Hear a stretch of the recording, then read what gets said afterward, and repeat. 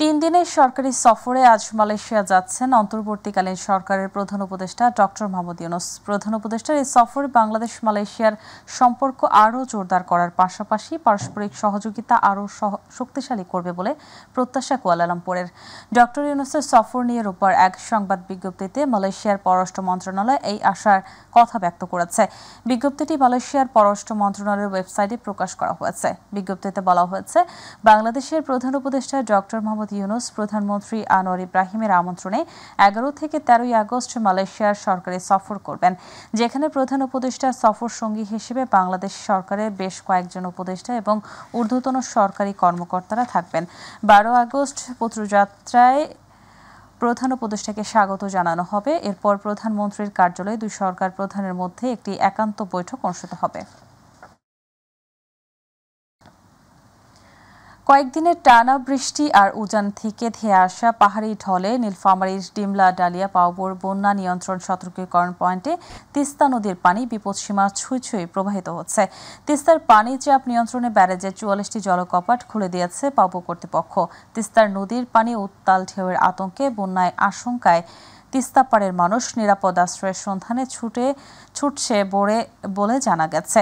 নীলফামারীর ডিমলা ডালিয়া পাওবো নির্বাহী প্রকৌশলী তিস্তা ব্যারেজের রক্ষণাবেক্ষণ কর্মকর্তা অমিতাভ চৌধুরী জানান, আজ ভোর 6টা ছিল 52.3 সেন্টিমিটার, সকাল 9টায় বিপদসীমা 52.12 সেন্টিমিটার উপর দিয়ে প্রবাহিত হচ্ছে।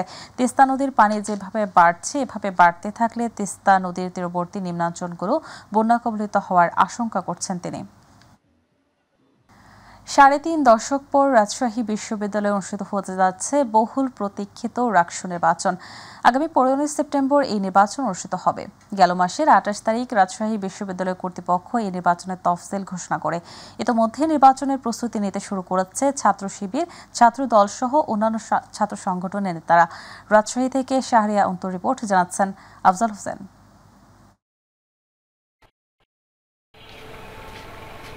শিক্ষানগরী রাজশাহীর অন্যতম গুরুত্বপূর্ণ বিদ্যাপীঠ রাজশাহী বিশ্ববিদ্যালয়। দেশের রাজনৈতিক অঙ্গনের অনেক নেতা উঠে এসেছেন এই বিশ্ববিদ্যালয় থেকেই।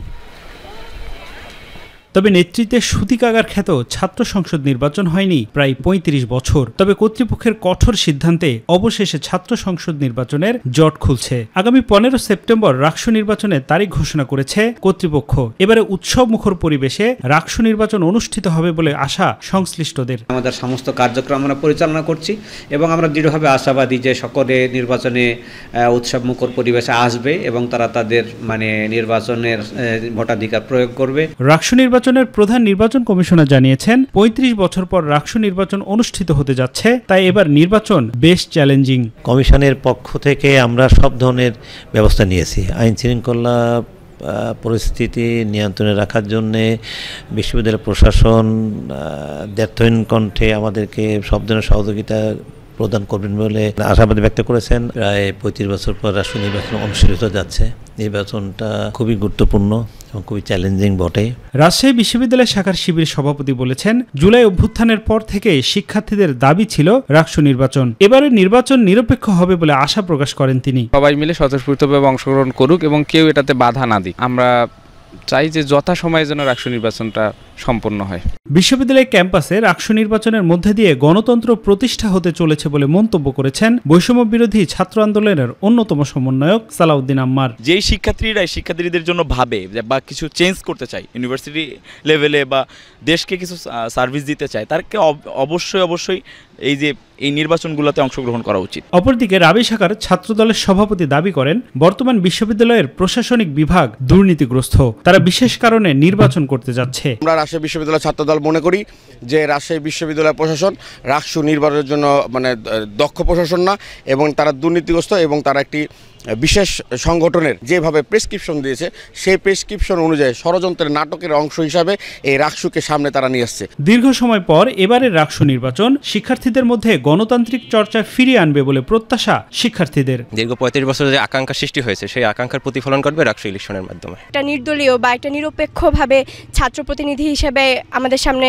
ছাত্ররা আসুক। রাকসুই দিতে পারে রাজশাহী বিশ্ববিদ্যালয়কে একটা সুন্দর নেতৃত্ব। রাকসুর মাধ্যমে যেহেতু আমাদের ছাত্রদের অধিকার প্রতিষ্ঠিত হবে, কোনো পক্ষপাত যেন রাষ্ট্র নির্বাচনে না করে। সবাই যদি সবার নীতি নৈতিকতার ভিত্তিতে কাজ করে তাহলে আশা করি সামনে কোনো প্রবলেম হবে না এবং ভালোভাবে নির্বাচন অনুষ্ঠিত হবে। আফজাল হোসেন, মাই টিভি। রংপুর সিটি কর্পোরেশনের উদাসীনতায়, অযত্ন, অবহেলা আর অব্যবস্থাপনায় দীর্ঘদিন ধরে ঝোপঝাড়ে পরিণত হয়েছে রংপুর নগরীর বড় নূরপুর কবরস্থান সহ সিটি কর্পোরেশনের আওতায় কবরস্থানগুলো। স্থানীয়দের দাবি, দ্রুত সময়ে কবরস্থানটি সংস্কারে উদ্যোগ নেবে সিটি কর্পোরেশন। বরাদ্দ পেলে দ্রুত সংস্কারের কথা জানান সিটি কর্পোরেশনের এই কর্মকর্তা। রংপুর থেকে মাহমুদুল হাসানের রিপোর্ট। মানুষ মনে করে মরার পর শান্তি মেলে, এই বিশ্বাসে মানুষ চিরঘুমে শায়িত হয় আসল বাড়ি কবরস্থানে। কিন্তু রংপুর নগরীর নূরপুর কবরস্থানে গিয়ে দেখা যায় ভিন্ন চিত্র। অযত্ন, অবহেলা আর অব্যবস্থাপনায় শোচনীয় অবস্থায় পড়ে আছে কবরগুলো। পরিণত হয়েছে ঝোপঝাড়ে, দেখে বোঝা বা চেনার উপায় নেই স্বজনদের কবরগুলো। স্থানীয়দের অভিযোগ, বছরের পর বছর ধরে কবরস্থানটি সংস্কারে কোনো উদ্যোগ নেয়নি সিটি কর্তৃপক্ষ। খোঁজখবর ঠিক মতো নেয় না। রাস্তা দেখেন, রাস্তায় শ্যাওলা পড়া আছে, বৃষ্টি পিছলিকার ঝোপ জঙ্গল দিয়ে ভর্তি। সিটি কর্পোরেশনের অবশ্যই দেখভালের প্রশ্ন আছে এখানে, এটা দায়িত্ব কিন্তু সিটি কর্পোরেশন। কিন্তু সিটি কর্পোরেশন কি করতেছে এই তো দেখতেছেন তো পরিস্থিতি কি অবস্থা। তা আমরা সিটি কর্পোরেশনের কাছে এটি আবেদন করি যেন আমাদের কবরস্থানের যে জঙ্গল টঙ্গল যা আছে, রাস্তাঘাটগুলো মাটি ফেলা নিয়ে, এটা জানি সিটি কর্পোরেশন থেকে এই কাজটা করে। কবরস্থানটি দেখভালের জন্য সিটি কর্পোরেশন থেকে 4 জনের নিয়োগ খাতা কলমে থাকলেও বাস্তবে দেখা মেলে মাত্র 1 জনের। সিটি কর্পোরেশনের আওতাধীন কবরস্থানগুলোতে একটি পাকা কবরের বরাদ্দ নিতে হলে সিটি কর্পোরেশনকে দিতে হয় 5 লাখ টাকা।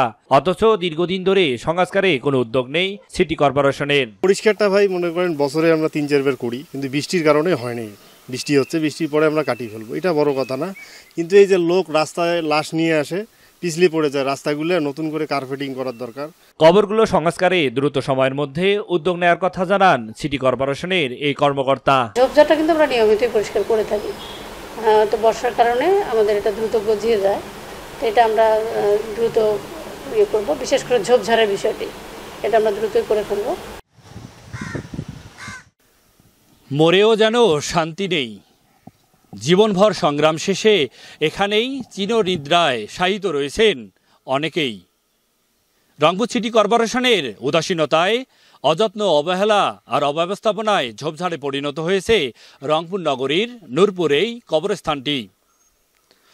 অবিলম্বে কবরস্থানটি সংস্কারে কার্যকর পদক্ষেপ নেবে রংপুর সিটি কর্পোরেশন, এমনটাই প্রত্যাশা স্থানীয়দের। মাহমুদুল হাসান, মাই টিভি, রংপুর। ধর্ম উপদেষ্টা আফম খালিদ হোসেন বলেছেন, অন্তর্বর্তীকালীন সরকার যখন দায়িত্ব নেয় তখন থানা পুলিশ ছিল না। ঢাকায় শিক্ষার্থীদের ট্রাফিকের দায়িত্ব পালন করতে দেখা গেছে। আইনশৃঙ্খলা পরিস্থিতি একদিনে নিয়ন্ত্রণ সম্ভব নয়, তবে আইনশৃঙ্খলা পরিস্থিতি বহুগুণে ভালো হয়েছে, অর্থনীতিও ভালো হয়েছে। একটি সুন্দর নির্বাচন আগামী ফেব্রুয়ারি মাসে উপহার দিতে পারবে অন্তর্বর্তী সরকার।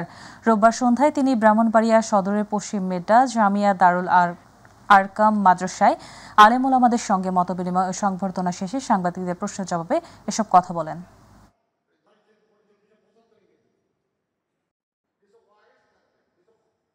এটা একদিনে সম্ভব নয়, ল অ্যান্ড অর্ডারকে কন্ট্রোল, তবে আলহামদুলিল্লাহ বহুগুণে আইনশৃঙ্খলা পরিস্থিতি ভালো হয়েছে, অর্থনীতি ভালো হয়েছে এবং আমরা আশা করি আমরা একটা সুন্দর নির্বাচন আগামী ফেব্রুয়ারি মাসে আমরা করতে পারবো।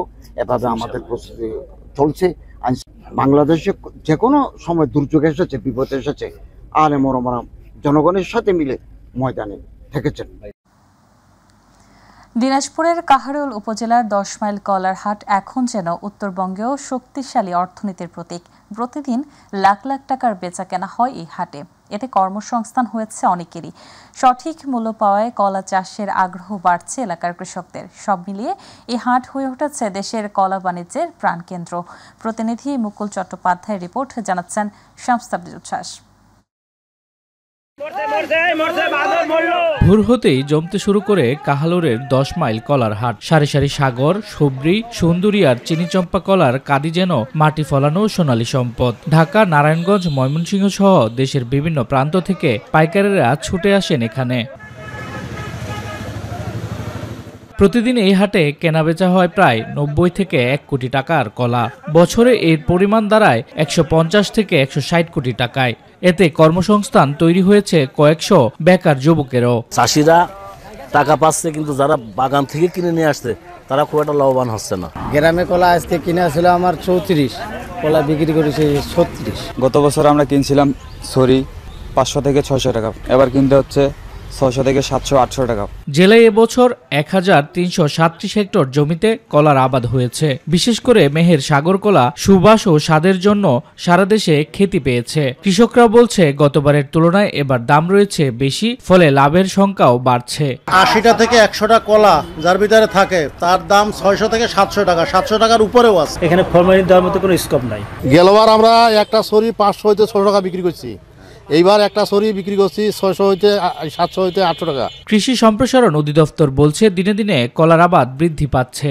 আধুনিক চাষাবাদের মাধ্যমে প্রান্তিক পর্যায়ে কৃষকদের সহায়তা প্রদান অব্যাহত রয়েছে। দিনাজপুরের মাটিতে সাগর কলা, মেইনলি সাগর কলা, এখানে আমাদের মালভোগ কলা রয়েছে, বিভিন্ন জাতের কলা চাষ হচ্ছে, যেটি গত বছর প্রায় 1100 হেক্টর জমিতে ছিল। এবছর আমাদের প্রায় 1350 অর্থাৎ 1350 হেক্টর জমিতে আবাদ হয়েছে, অর্থাৎ দিনে দিনে কলার আবাদ বৃদ্ধি পাচ্ছে। 10 মাইল কলার হাট শুধু বাণিজ্যিক কেন্দ্র নয়, এ যেন মাটির টানে, গামের গন্ধে আর পরিশ্রমের গৌরবে দাঁড়ানো এক জীবন্ত অর্থনীতি। কৃষকের হাতে যে সোনালী ফসলের জন্ম, তা শুধু পেট নয়, দেশের স্বপ্নও ভরিয়ে তোলে। শামস তাবরিজ উচ্ছ্বাস, মাই টিভি নিউজ ডেস্ক। দিনাজপুরের পার্বতীপুর জংশন রেলওয়ে স্টেশন হয়ে ঢাকা অভিমুখে রাতে চলাচলকারী বিভিন্ন আন্তনগর ট্রেনে দায়িত্বরতদের বিরুদ্ধে বিনা টিকেটের যাত্রী পরিবহনের অভিযোগ দীর্ঘদিনের। Power car driver, AC operator, guard brake ছাড়াও ইঞ্জিনের মতো গুরুত্বপূর্ণ স্থানে টাকার বিনিময়ে বিনা টিকেটের যাত্রী পরিবহনের ফলে সরকারের রাজস্ব হারালেও নিজেদের পকেট ভারী করছেন তারা। এ ঘটনায় মাইটিভিতে সংবাদ প্রচারের পর রেল কর্তৃপক্ষ দুজনকে সাময়িক বরখাস্ত করলেও নীলসাগর ও একতা এক্সপ্রেস ট্রেনে থেমে নেই বিনা টিকেটের যাত্রী পরিবহন। সেই সাথে ঊর্ধ্বতন কর্তৃপক্ষের বিরুদ্ধে বাড়তি সুবিধা নিয়ে স্থানীয় পরিবর্তে অস্থায়ী কর্মচারী দিয়ে পাওয়ার কার চালানোর অভিযোগ উঠেছে। এই ঘটনায় সংশ্লিষ্টদের হস্তক্ষেপ কামনা করছে সচেতন মহল। ঢাকা মাওয়া এক্সপ্রেসওয়ের মুন্সিগঞ্জের সিরাজদি খান উপজেলায় নিমতলা রেলওয়ে স্টেশনের এলাকায় বাস ট্রাক সংঘর্ষে একজন নিহত হয়েছে। গতরাত 10টার দিকে ঢাকামুখী লেনে থেমে থাকা একটি ট্রাকের পেছনে দ্রুতগতির হানিফ পরিবহনের একটি যাত্রীবাহী বাস সজোরে ধাক্কা দেয়। এ সময় ঘটনাস্থলেই একজন নিহত হয়। এছাড়া বাসের বেশ কয়েকজন যাত্রী গুরুতর আহত হন। পরে স্থানীয়রা দ্রুত উদ্ধার করে তৎপরতা চালিয়ে আহতদের শ্রীনগর উপজেলা স্বাস্থ্য কমপ্লেক্সে নিয়ে যায়। ঢাকার কেরানীগঞ্জে নিজ বাড়ির 4তলা ছাদ থেকে পড়ে শাহ আলম নামের এক ব্যক্তির মৃত্যু হয়েছে। গতকাল দুপুরে প্রয়োজনীয় কাজে বাড়ির ছাদে উঠে অসাবধানতাবশত পা পিছলে নিচে পড়ে যায়, মারাত্মকভাবে আহত হন তিনি। পরে স্বজনরা তাকে উদ্ধার করে প্রথমে স্থানীয় এবং পরে রাজধানীর আজগর আলী হাসপাতালে নিয়ে গেলে কর্তব্যরত চিকিৎসক তাকে মৃত ঘোষণা করে।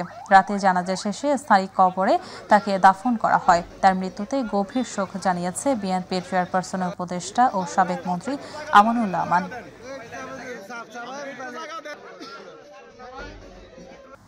নারায়ণগঞ্জের বন্দরের সোনাচোরাবাগ এলাকায় ডাকাতির ঘটনা ঘটেছে। 10 আগস্ট রাত রামনগর সোনাচোরারবাগে সেলিম মিয়ার বাড়িতে এই ঘটনা সংঘটিত হয়। ভুক্তভোগীরা জানান তাদের দেশীয় অস্ত্র দিয়ে অসুস্থ সেলিম মিয়া ও তার প্রতিবেশী মাসুমকে আঘাত করে এ সময় স্থানীয় ডাকাত রাজু ও শাওন নামের দুজনকে চিনতে পারে তারা। এ বিষয়ে বন্দর থানার ওসি লিয়াকত আলী জানান, ট্রিপল ফোন পেয়ে ঘটনাস্থলে ফোর্স পাঠানো হয়েছে। তদন্ত সাপেক্ষে আইনগত ব্যবস্থা নেওয়া হবে। গাজীপুরের আইনজীবী ব্যারিস্টার কায়সার আহমেদের বাড়িতে ডাকাতির ঘটনা ঘটেছে। ডাকাতরা অস্ত্রের মুখে দম্পতিকে জিম্মি করে টাকা, স্বর্ণালংকার ও অন্যান্য সামগ্রী লুট করে পালিয়ে যায়। ডাকাতদের হামলায় 3 জন আহত হয়েছে। ভুক্তভোগী পরিবার ও স্থানীয় সূত্রে জানা যায়, শনিবার দিবাগত রাত 2টার দিকে 10 থেকে 15 জন দলের একদল ডাকাত গেটের তালা খুলে ভেতরে প্রবেশ করে। এক পর্যায়ে বাড়ির মূল দরজা ভেঙে ভেতরে ঢুকে পরিবারের লোকজনকে হাত পা বেঁধে ফেলে মারধর করে ডাকাত দল। পরে মূল্যবান জিনিসপত্র লুট করে পালিয়ে যায়। জয়দেবপুর থানার ওসি আব্দুর রফ জানান, ডাকাতির খবর পেয়েই পুলিশ ঘটনাস্থল পরিদর্শন করেছে। এই ঘটনায় দায়ীদের গ্রেপ্তারের অভিযান চলছে। গাজীপুরের সাংবাদিক আসাদুজ্জামান তুহিনকে প্রকাশ্যে নৃশংসভাবে হত্যার প্রতিবাদ ও দোষীদের সর্বোচ্চ শাস্তি মৃত্যুদণ্ডের দাবিতে রবিবার বিকেলে ঢাকার ধামরাই প্রেসক্লাবের আয়োজনে ধামরাই প্রেসক্লাবের সামনে মানববন্ধন অনুষ্ঠিত হয়েছে।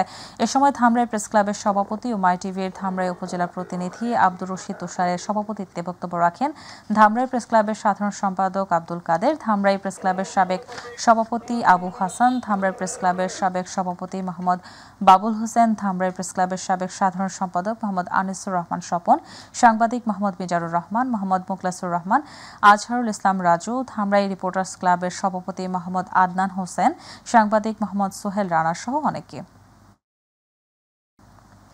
গাজীপুরের সাংবাদিক আসাদুজ্জামান তুহিনকে কুপিয়ে হত্যার প্রতিবাদে নারায়ণগঞ্জে মানববন্ধন অনুষ্ঠিত হয়েছে। নারায়ণগঞ্জ জেলা সাংবাদিক ইউনিয়ন কার্যালয়ের সামনে এই মানববন্ধন আয়োজন করে। মানববন্ধনে সাংবাদিক নেতারা বলেন, প্রকাশ্যে একজন পেশাদার সাংবাদিককে নৃশংসভাবে কুপিয়ে হত্যা করা শুধু একটি হত্যাকাণ্ড নয়, এটি পুরো সাংবাদিক সমাজের নিরাপত্তার উপর সরাসরি আঘাত।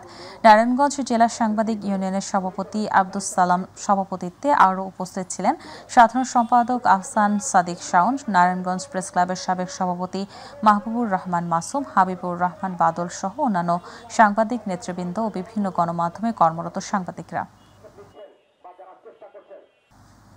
সাংবাদিক আসাদুজ্জামান তুহিন হত্যার প্রতিবাদ ও গ্রেপ্তারকৃত আসামিদের দ্রুত শাস্তির দাবিতে মানববন্ধন ও প্রতিবাদ সমাবেশ করেছে ঘাটাইল উপজেলার সকল সাংবাদিক। রোববার টাঙ্গাইল ময়মনসিংহ সড়কের পাশে উপজেলা গেট সংলগ্ন এই প্রতিবাদ সমাবেশ ও মানববন্ধন অনুষ্ঠিত হয়। এ সময় উপস্থিত ছিলেন ঘাটাইল উপজেলার সিনিয়র সাংবাদিক মোহাম্মদ কামাল হোসেন, খান ফজলুর রহমান, ABM আতিকুর রহমান সহ বিভিন্ন প্রিন্ট ও ইলেকট্রনিক্স মিডিয়ার সাংবাদিকবৃন্দ। শরীয়তপুর জেলার সখীপুর থানা স্বেচ্ছাসেবক দলের উদ্যোগে 5 আগস্ট ছাত্র জনতার ঐতিহাসিক গণঅভ্যুত্থানের বর্ষপূর্তি উদযাপন উপলক্ষে বিজয় র্যালি অনুষ্ঠিত হয়েছে।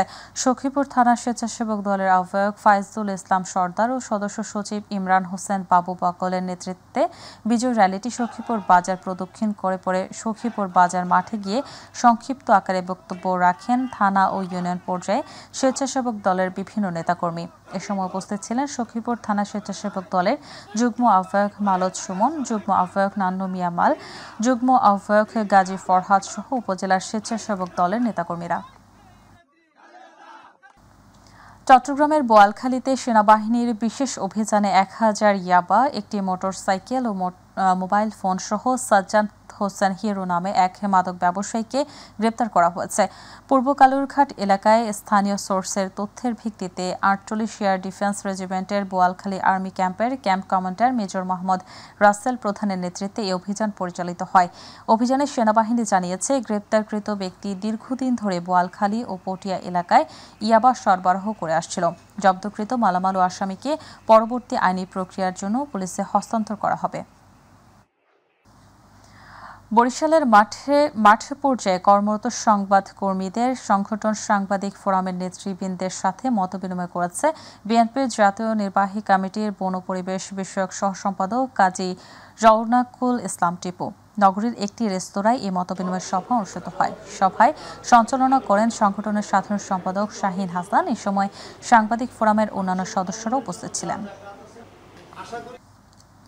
মাদারীপুরের কালকিনিতে বিভিন্ন কোম্পানির ডিলার ব্যবসার আড়ালে নকল প্রসাধনী বিক্রি করার অভিযোগে রানা হাওলাদার নামের এক ব্যবসায়ীকে 10,000 টাকা জরিমানা করেছে ভ্রাম্যমাণ আদালত। রবিবার বিকেলে ভ্রাম্যমাণ আদালত পরিচালনা করেন উপজেলা নির্বাহী কর্মকর্তা এক্সিকিউটিভ ম্যাজিস্ট্রেট সাইফুদ্দিন আরিফিন। ভ্রাম্যমাণ আদালত সূত্রে জানা যায়, পৌরসভার চরটেঙ্গামারা এলাকায় মেসার্স সুমাইয়া ট্রেডার্সের গোডাউনে তল্লাশি চালিয়ে বিপুল পরিমাণ নকল প্রসাধনী পাওয়ায় ভোক্তা অধিকার সংরক্ষণ আইনের 50 ধারায় ওই ব্যবসায়ীকে 10,000 টাকা জরিমানা করা হয়। টাঙ্গাইলের মির্জাপুরে টাইফয়েড ভ্যাকসিন ক্যাম্পেইন সফলভাবে বাস্তবায়নের লক্ষ্যে শিক্ষা প্রতিষ্ঠানের প্রধান শিক্ষকদের সঙ্গে মতবিনিময় সভা অনুষ্ঠিত হয়েছে। উপজেলা স্বাস্থ্য কমপ্লেক্স আয়োজিত স্বাস্থ্য পরিবার পরিকল্পনা অফিসের মিলনায়তনে এই মতবিনিময় সভা অনুষ্ঠিত হয়। সভায় বিস্তারিত তুলে ধরেন উপজেলা স্বাস্থ্য পরিবার পরিকল্পনা কর্মকর্তা ডাক্তার মোহাম্মদ ফরিদুল ইসলাম, উপজেলা শিক্ষা মাধ্যমিক মাধ্যমিক শিক্ষা অফিসার মোহাম্মদ জুলফিকার হায়দার এবং স্বাস্থ্য সহকারী মোহাম্মদ এজাজুল হক। উপজেলা স্বাস্থ্য ও পরিবার পরিকল্পনা কর্মকর্তা ডাক্তার মোহাম্মদ ফরিদুল ইসলাম বলেন, আগামী 1 সেপ্টেম্বর থেকে 9 মাস থেকে 15 বছর বয়সী নবম শ্রেণী পর্যন্ত শিক্ষার্থীগণ টাইফয়েড ভ্যাকসিন বিনামূল্যে পাবে। স্থানীয় ইপিআই সেন্টার এবং শিক্ষা প্রতিষ্ঠানে এই ভ্যাকসিন দেওয়া হবে।